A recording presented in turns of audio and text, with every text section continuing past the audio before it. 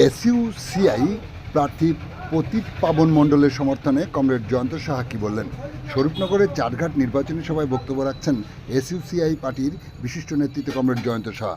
এই নির্বাচনী পথসভায় অন্যদের মধ্যে বক্তব্য রাখেন পার্টির জেলা কমিটির সদস্য কমরেড ছোট্টু মির্জা, কৃষক নেতা কমরেড কামাল সর্দার, বর্ষিয়ান সংগঠক কমরেড অজিত মণ্ডল। সঞ্চালনা করেন স্থানীয় কমরেড মুবারক হোসেন। কি বললেন কমরেড জয়ন্ত সাহা শোনাবো আপনাদের। শিক্ষানীতির আপনি ঘোর বিরোধী,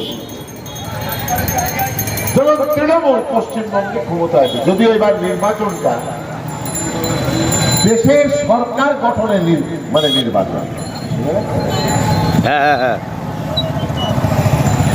কিন্তু হয়তো অনেকে মনে করবেন যে তৃণমূল দিয়েই আপনি শুরু করলেন।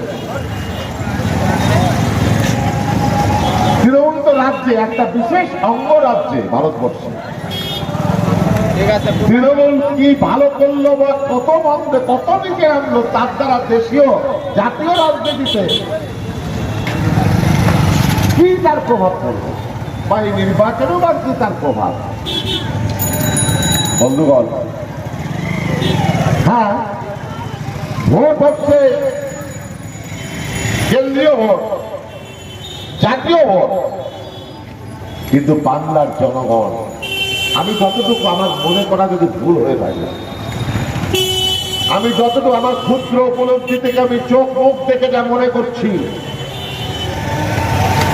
ওটা বাংলা আজকে তৃণমূলের বিসর্জন আন্তরিকভাবে চায়। তারই একটি প্রস্তুতি হিসাবেই কিন্তু তারা এই লোকসভা নির্বাচনকে দেখছে।